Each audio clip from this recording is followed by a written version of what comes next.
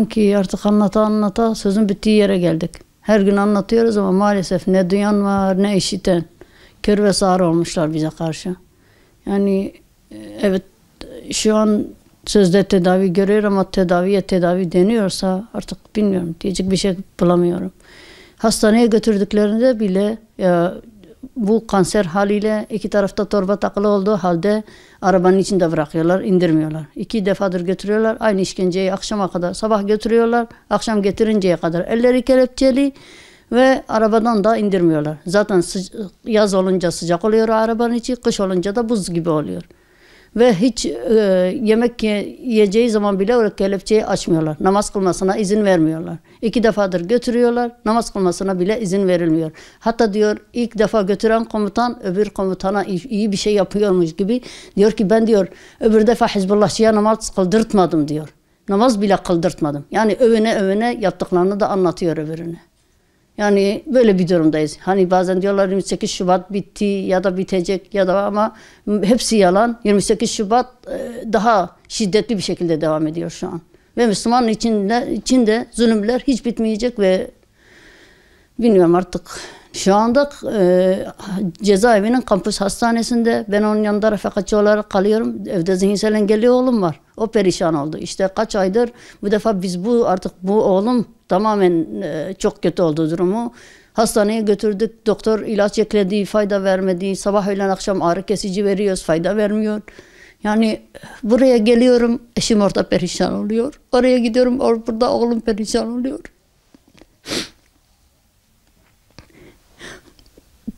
Bir iki gün gitmedim. Gittiğimde serum takmışlar. Affedersiniz, torbası patlamış, üstü başı hepsi idrar olmuş. Kendisi kalkıp yıkamış çamaşırlarını.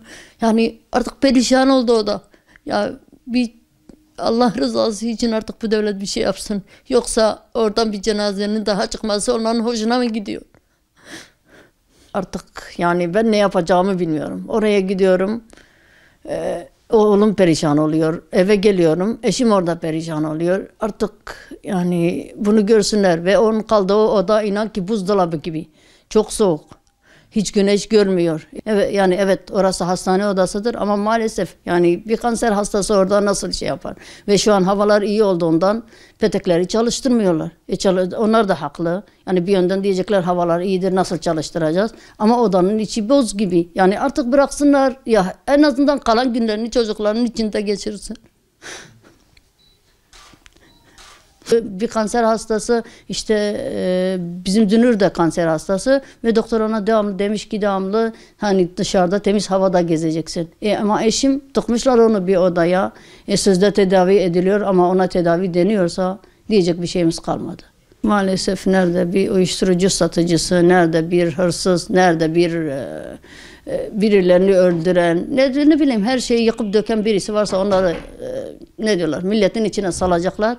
Ama bu ümmetin, bu milletin selameti için çalışanları içeride bırakacaklar.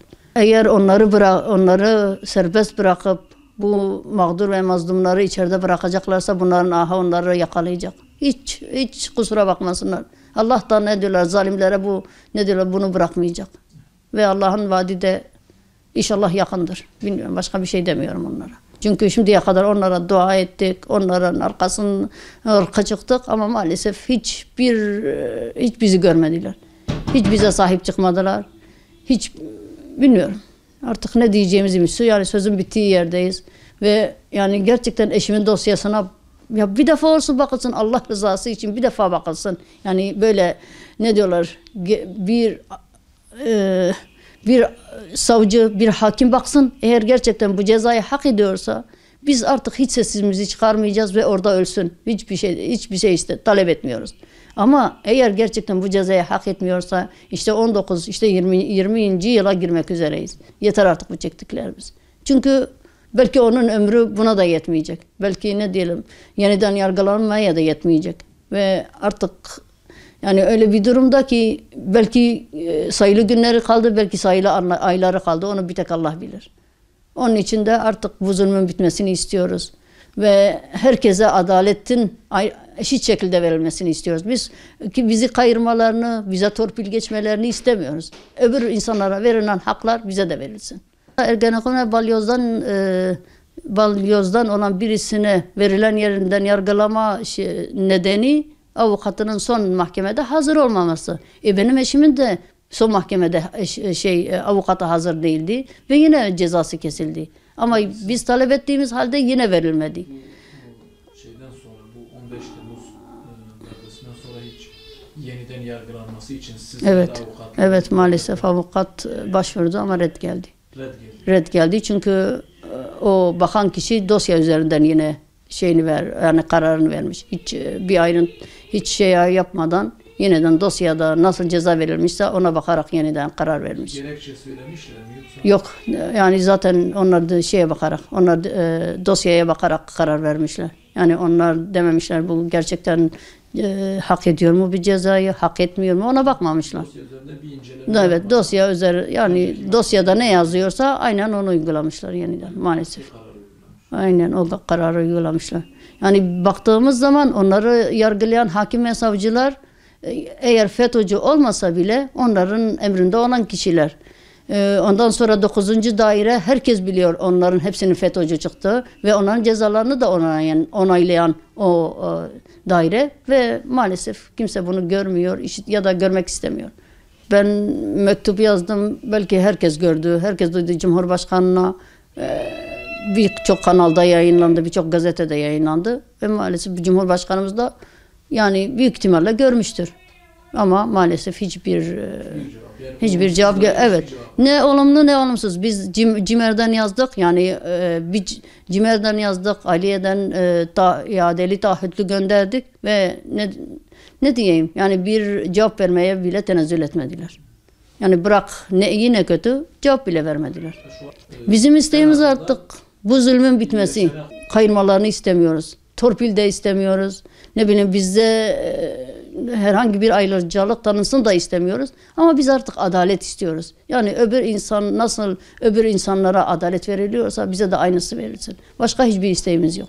Zaten bütün başımıza bu gelenlerin nedeni Müslümanların birbirlerine sahip çıkmaması. Yani biz 1,5 yıldır ben cezaevi hastanesinde kalıyorum.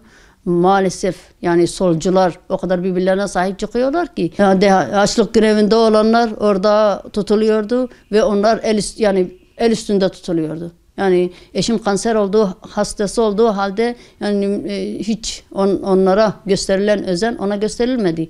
Onlara getirilen şeyler bize getirilmedi. Ayrıyeten onlara herkes sahip çıktı ve şimdi neredeler? Dışarı çıktılar. Çünkü onlar birbirlerine sahip çıktı ama Müslümanlar maalesef birbirine sahip çıkmıyor. Herkes diyor ki bana bir şey olmasın da kime ne olursa olsun. Ama bilsinler ki bir gün bu zulüm onlara da dokunacak. Çünkü Müslümandan başka kimsesi yoktur. Ve kafirler de hiçbir zaman Müslümanlara sahip çıkmazlar. Ve bize bu sahip çıkılmamasının nedeni de Amerika'nın arkamızda olmaması, Avrupa ülkelerinin arkamızda olmaması ya da başkalarının maşası olmamamız. Başka hiçbir şey değil. Eğer onlar FETÖ'cüler ya da başkaları gibi onların maşası olsaydık şimdi bize sahip çıkarlardı. Ama biz kimsenin maşası olmadığımız için bize kimse sahip çıkmıyor. Ve bir günde bütün bunların hesabını Allah soracak. O ses çıkarmayan Müslümanlardan da ve bu hükümetten de Allah hepsinden hesabını soracak. Hepsinin hesabını verecekler ve bunu da hepsi iyi bilsin. Evet, bu dünyada elimizde bir şey gelmiyor ama iyi ki ahiret var. İyi ki cennet ve cehennem var ve zalimler içinde yaşasın cehennem. Başka bir şey demiyorum. Onun durumu da hemen hemen eşimle aynı durumda. Yani o evet kanser hastası değil ama hem yaşlı hem de yani kendine bakamayacak bir durumda. Böbreklerde taş var, göğsünde kitle oluşmuş.